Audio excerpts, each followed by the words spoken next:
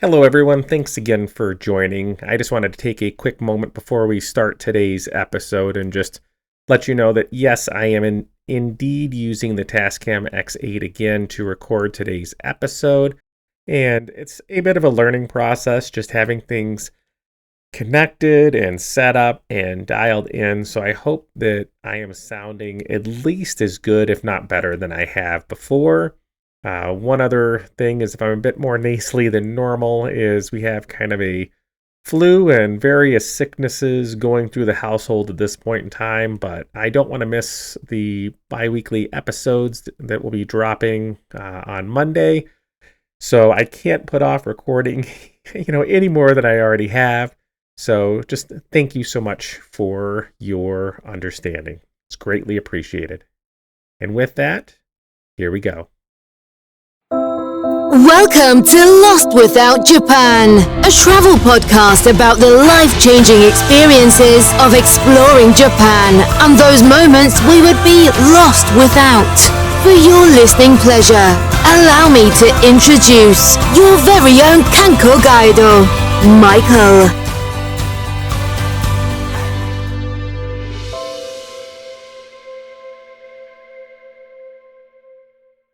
Welcome to this week's episode of Lost Without Japan, a podcast based on Japan and your Lost Without moments. This is your director of travel for TKIC Studio Productions, coming to you with positive thoughts and excitement for your next journey to Japan and his own return next summer. I'd like to thank you for giving me a bit of your time today, and I truly hope this podcast finds you in a good place or on the path to a better one, no matter how it may seem at this moment. My belief is that we can all use a beacon like this one in our lives to help guide us during these times, as my hope is that Japan, along with this show, will become that for you. If you're new to the podcast, welcome. If you're a returning Lost Without listener, thank you again for your time and for returning once more. Let's start today's episode off by wishing you that what I hope has been a happy October and, not just for yourself, but for those you care about the most. For today's episode, I wanted to cover some updates to tourism for Japan that will not only impact those of you traveling before the end of the year, but also those of you like myself who plan on returning to Japan in 2024. After that, since it is October, I'm going to go through my list of my, top 8 current favorite horror and suspense movies from Japan, which could very well include some movies you've not heard of and provide you with, some additional spookiness to those of you that are part of that Halloween festivities. And even if you're not, enjoy watching a great scary movie while you're traveling Japan next time, or just back home planning your next trip. With that in mind, unless you're driving, that is, just pop some popcorn, grab some of your favorite treats, and go ahead and find a comfy spot to sit next to a TV and turn off your lights, as you can go right into enjoying my top 2 movies right away after this episode ends. If you feel I've missed some movies or you have, maybe recommended something else, feel free to reach out to the show at Instagram at LostWithoutJapan or at email at lostwithoutjapan@gmail.com. And if I can answer any questions or be of any assistance while you're planning your next trip to Japan, don't hesitate to message the show. In 2 weeks, we will continue our day trip episodes that we're talking about, but it's going to be a little different than we have in the past. It is going to be one where I'm going to focus in on some haunted locations in Japan, or those that have some sort of spirits and things that are going on, so something to look forward to. As always, I will make sure to include all those locations into one Google Maps saved file and include that at the end of the episode. The first thing I wanted to do to discuss with you today was that planning your first trip to Japan or returning trip to Japan is that I feel that the higher prices that are currently, like when you look online for airline flights to Japan, most likely will remain that way through 2024. As of now and in the immediate future, there's so many people that have wanted to go to Japan for the first time or just wanted to return, like myself, and are willing to spend more than we have in the past just to do so. If you look back, really not that far, back to 2019 or 2017, you could find a 2-way flight, there and back for Japan for anywhere between $800 to $1,200, which is a huge savings of money compared to today's flights, which can range for 2,400 US dollars to even $4,000. And that's just a base flight, nothing fancy, no leg room, just you're on the plane. Now, saving $1,000 or more could be huge for lodging, food, just being able to do what you want to do when you're there. So, for those of you that are listening and thinking, hey, I'm not going to be able to reach that amount, don't let that, stop you, because there's some people that I've talked to in the tourism industry that feel that in 2025, at the earliest, that flights will eventually end up dropping again. And I fully plan on returning next summer myself and hope that it ends up being true sooner than that. But at least I hope that this is the case again, because I plan on taking my daughter to Japan in either 2028 or 2029, and having both flights be the cost of one currently would go a huge amount of the way in making sure that we can have as much fun as we possibly can together. But don't let that hesitate, delay your trip in any way. Just continue your sharing and plan on, your flight being at the, current pricing. And when that drops, if that drops, I feel it will at some point in time, you'll have that money that's suddenly available and going to add so much more to your trip. So just don't lose focus. Don't be, disappointed. Don't get run down. If you feel that you're getting there, reach out to me and I will be, your cheer section and, making sure that you're continuing to take those steps towards making your dream come true.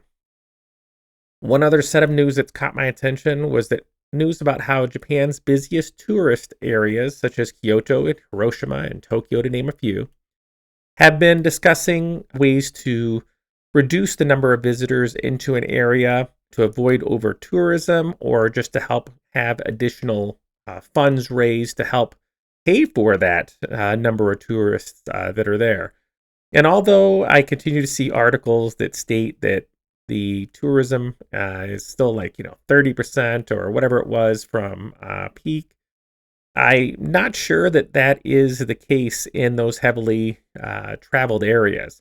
Definitely outside of those, but I got to tell you, when I was in Tokyo and running around, it was some of the busiest that I've seen it. And maybe if it's not tourists from abroad, it's just people from within Japan also traveling around and seeing those things, is the only thing that I could think, because it was busy. It was definitely busy. So if you, like I said, if you're coming to Japan or going to Japan for the first time, or you're like me, tasked with showing people around for the first time, I know that you're going to hit those tourist spots. But really get out of those, get to other spots and enjoy some space, and enjoy being able to see some things without having so many people around you. Japan has so much to offer. Hiroshima, though, seems to be taking the lead on this front, with a 100 yen surcharge, basically, or around 76 yens to foreigners. And basically, if you're looking to go to the island of Miyajima, which is in Hiroshima, it's one of the most heavily, photographed torii gates in Japan. There's the shrine, the Itsukushima Shrine.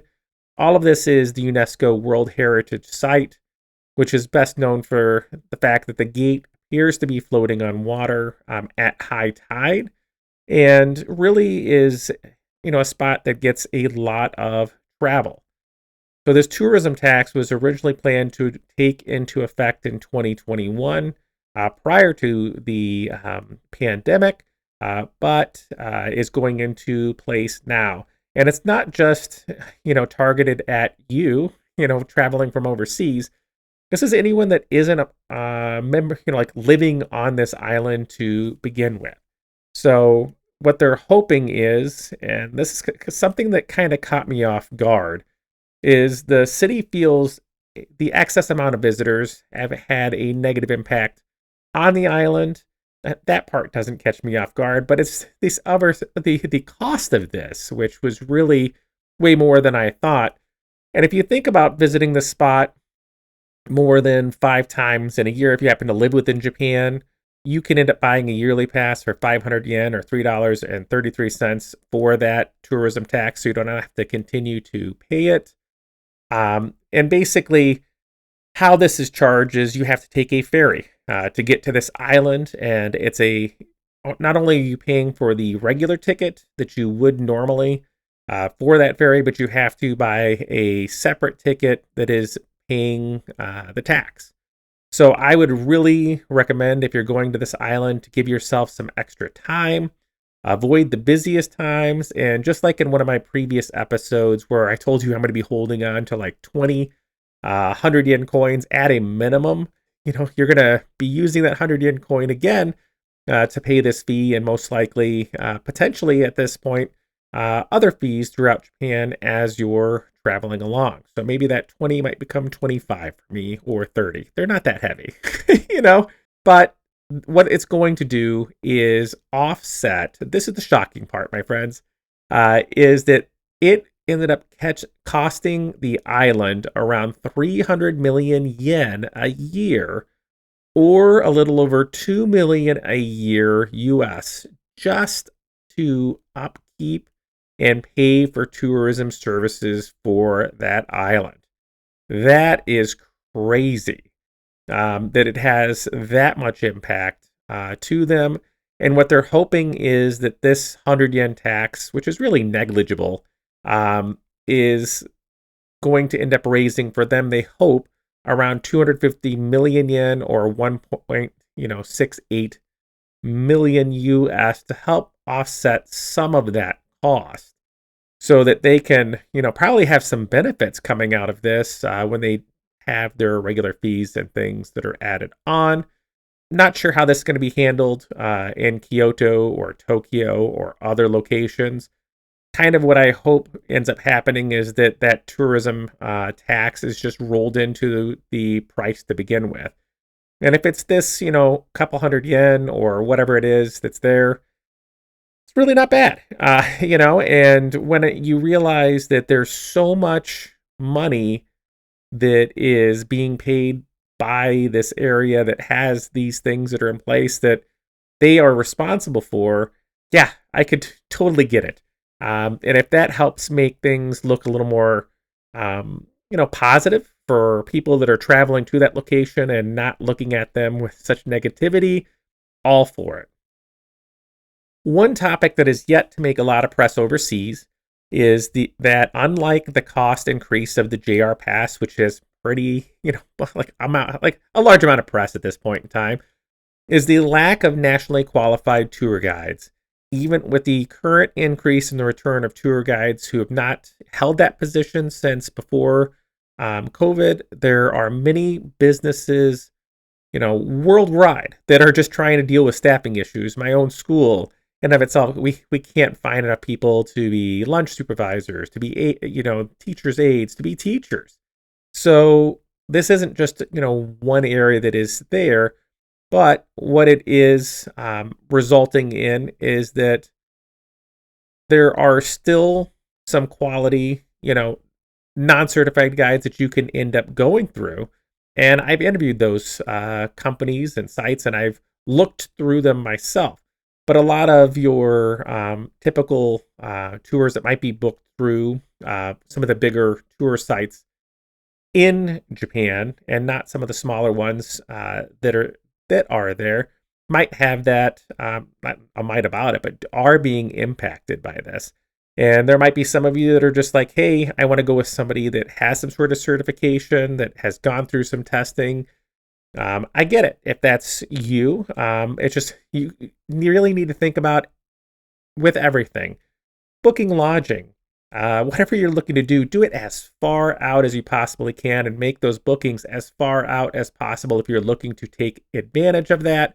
Because, my friends, it is waiting till you're there is just not going to be effective anymore, and not going to be that way for a while. And that includes looking to eat at a place.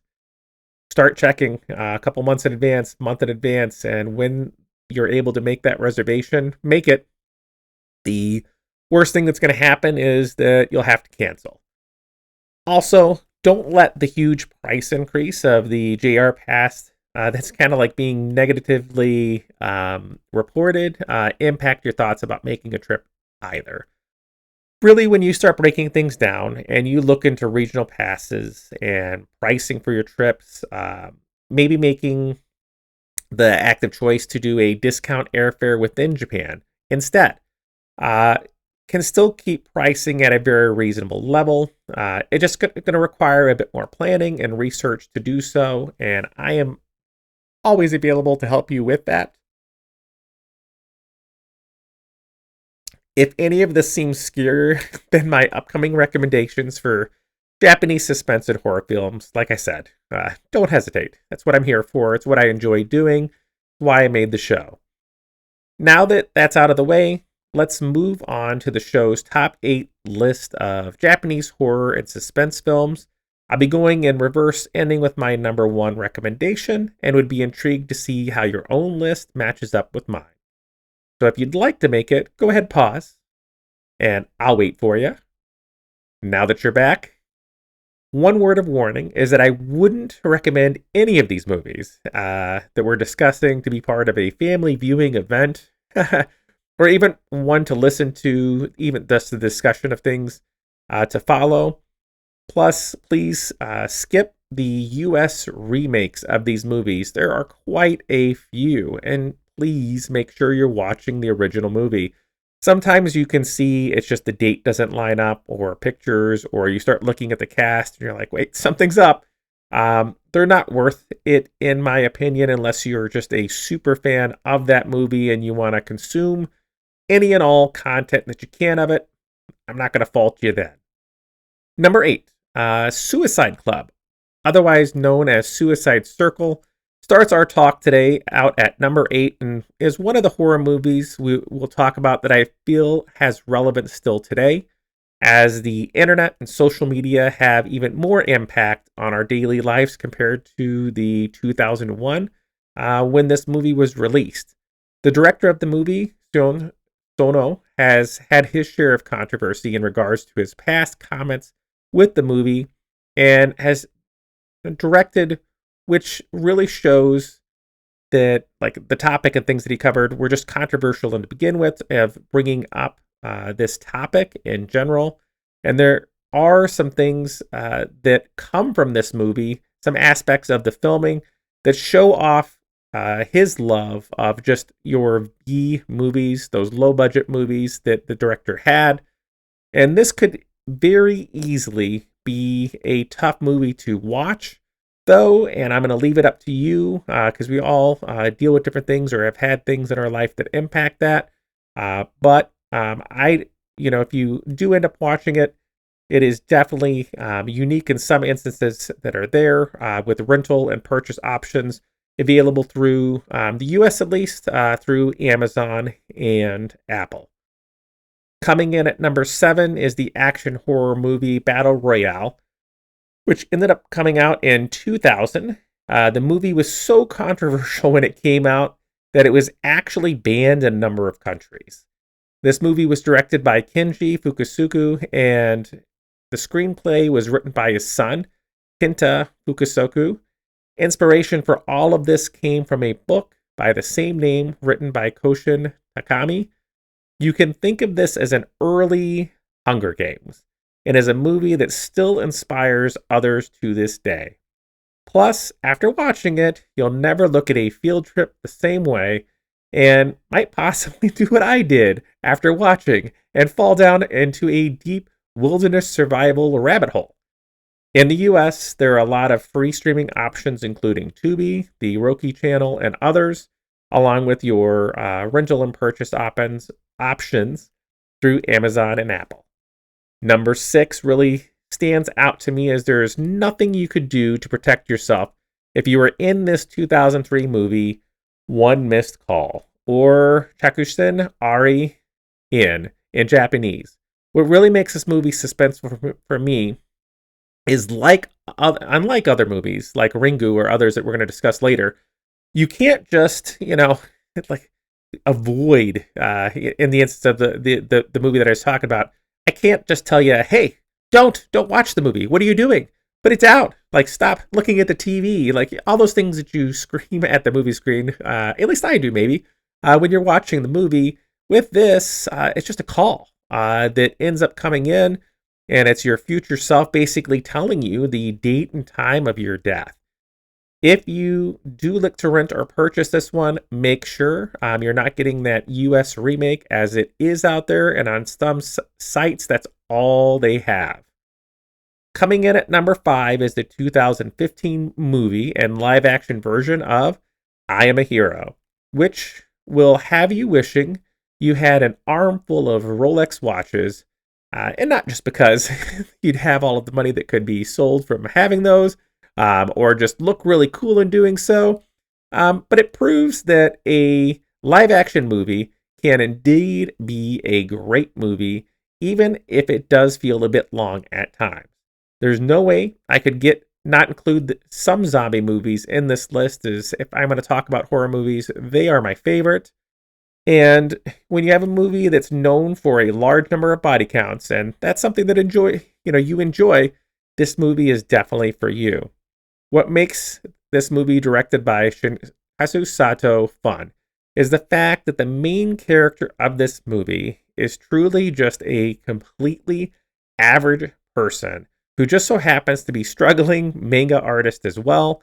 Sometimes you never know when it'll be your time to shine, as the main character, Hiro Suzuki, spends the movie finding out, basically to himself, that his own self-worth and confidence is there and can be grown even after a lifetime of rejection. If you're in the US, you can rent this movie or purchase it digitally or physically through Amazon, and is for sure worth the rental price of admission. From 1 hour 45 minutes on, this movie really won me over for that last chunk of it, and shows that despite some bad people that are in the world, good people still have their place and can even positively impact those around them to just get the most out of themselves. This movie was not available through Apple, but was available to rent or purchase through Amazon. One thing that kept the next movie, that was directed by Takashi Shimizu, at number 4, Ju-On the Curse, made in 2000, from going higher up my list, was the fact that it's told out of order and it's told from various characters' viewpoints, which is a story element that I've just really never enjoyed, just never gelled with me. That being said, it still ranks as high as it does because it does work really well and add to the movie in this instance, and further adds to that just overall like unsettling feeling that this B movie brings to the truly creepy world you're immersed in. And it's helped by the fact that this movie is only 70 minutes long, which I think is in part why it didn't bother me as much as it does, in other movies that I've watched, where they have this still the same storytelling portion of things. But when you're dealing with a movie that's over 2 hours, it's just so much worse. But this movie would make me run if I was offered to, buy a house after having to drink sake when I moved to Japan or anywhere else. Watching this, just no, I'm out. Go somewhere else. You'll understand after watching. This movie, along with its sequel, were also made even into stage plays this year. So you can tell that this has had an impact for a lot of people, and not just me. And if you do go to watch the Ju-On movies, make sure you're getting the right one. There's quite a lot of different ones. A lot of those are great ones to watch as well. But the one that I'm focusing on is The Curse. For number 3, I'm going to recommend the 1977 movie Hausu, or House, which was brought to my attention by friends of the show, Japan 2.0. They did a whole episode about this movie, And I'm going to provide a link to it in today's show's notes because there's no way that I can match the amazingness that Matt and David had with that episode. And please just give that talk a listen and then watch the movie and then return back to the rest of their talk. One thing I will say that this is truly a very uniquely filmed movie and really could have been something like that wouldn't have been possible if the director hadn't been someone whose whole life up to that point had been spent making commercials, not full-length movies. This movie has truly gained a cult following over the years and even ended up receiving a Criterion edition to boot. So if you happen to have that streaming service, it might still be on there. It was for me last year around this time when I watched it. If it is not on Criterion, however, it is still available to rent or buy through Amazon. Ringu, or The Ring, 1998 movie, make sure you're getting. There are remakes. I just ended up watching this again with my daughter a few days ago, prior to the sickness running rampant through our house. Maybe there's a tie-in somewhere in here. I don't know. I hope not. But it's still, this movie still makes me jump. Unlike some other movies from the past, it truly holds up to this day. If you've ever wondered where the video with a girl from a TV that comes out of a TV came from, this movie is for you. Let me tell you that if this was real, in a real world that I was, unfortunately enough put within, I wouldn't own a TV. I wouldn't own a phone. I wouldn't own anything with a screen, a tablet, nothing at all. I'd go out of my way to make sure that there was no way that I could possibly see any movie, much less the one that this curse is coming from. It's based on a novel by the same name that was released in 1991 and is part of a trilogy of books that were written by Koji Suzuki. It was also made into a manga, a TV series, an audio drama, so many different things. There are even a few movies that came after this one that I've not seen. Like there was a prequel and a sequel and all of these different things that are here. But it really is responsible for kicking off a bunch of movies that are super well known today from Japanese horror, such as The Grudge and Dark Water, just to name a few. As is the case with others, there has been remakes with this, so make sure you're getting the correct one. Coming in at number 1 for me is One Cut of the Dead by Kamara O Tamaru. It's translated as Don't Stop the Camera or Don't Stop Shooting in Japanese, and only had a budget of $25,000 US, but ended up grossing over $30 million worldwide, but only 52,000 of that came from the US. So it's truly most likely a movie that you've not heard about. The first part of this movie was done all in one shot, and it was taken as a zombie movie that the characters in this movie were tasked to make from a TV station. And that part, although it was, decent and fun, was not what I enjoyed the most. Instead, what could be like my favorite part of this whole thing was a story that was told on how they even got to that point and see how they actually made the movie, what went into the actors being there, how they ended up making their performances, how they did some special effects. And that is what sealed it for me and really made it as enjoyable for me.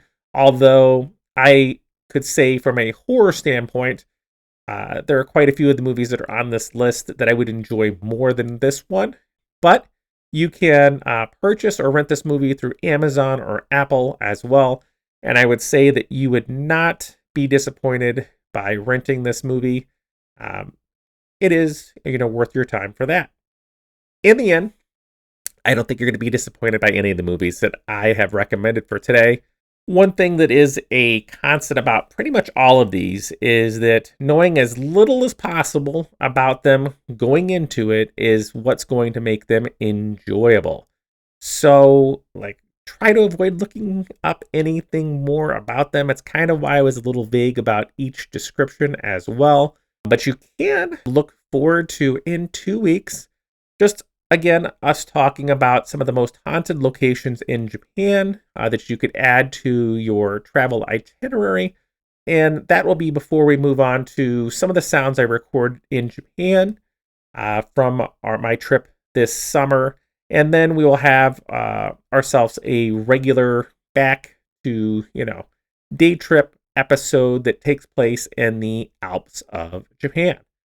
While all of this is going on, I will also look to be completing some interviews with some amazing guests who all seem to have that same availability that begins sometimes in November or later. We have so much to look forward to together, and I can't wait to celebrate another calendar year spent with all of you and kind of coming across two big milestones together, which I hope we can accomplish this year. And I'll just say, hey, I know we're going to accomplish this year, which will be hitting 10,000 downloads for our show. Looks like we're going to call it a night before we begin our next adventure or continue our discussion and exploration of Japan. So on behalf of Lost Without Japan and the entire crew, I'd like to thank you for joining us on this trip today, and we look forward to seeing you on board again in 2 weeks for the next episode. To everyone out there, Oginki Day. Stay well, my friends. And for the song of the show today, I have chosen a spooky one at that. It is the 1979 song Noroi by Akao Yamazaki, which is about a curse.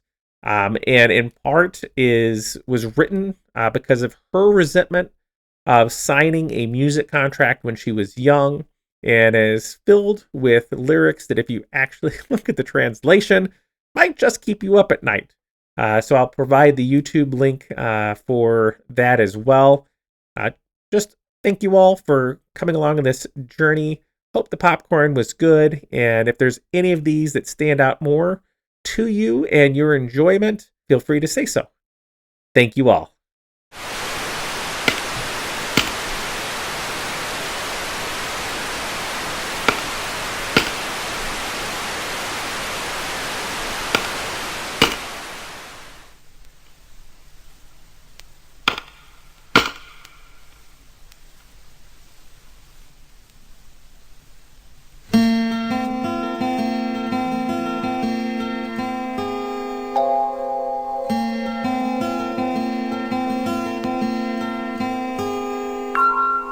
コンコンコンコン釘を刺す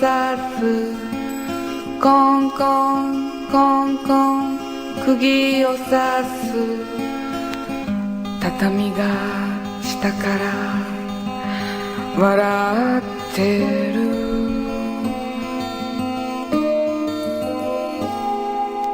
コンコンコンコン釘を刺す藁の人形釘を刺す自分の胸が痛くなる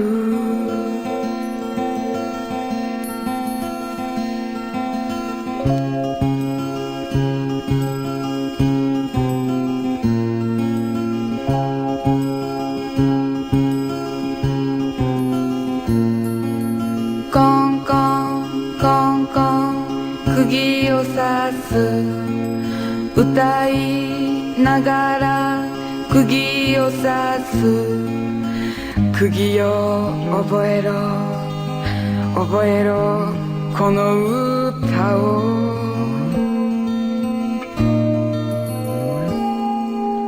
コンコンコンコン釘を刺すなくなるまでは釘を刺す涙ぽとりとまた釘になる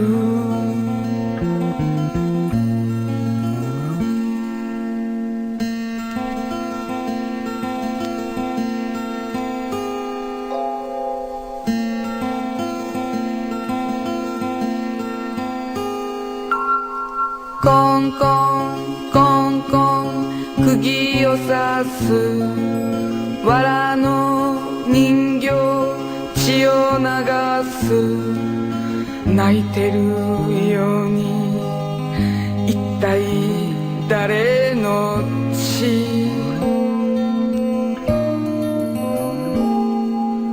コンコンコンコン釘を刺すあたしいつまで釘を刺す誰がこうした恨んで釘を刺す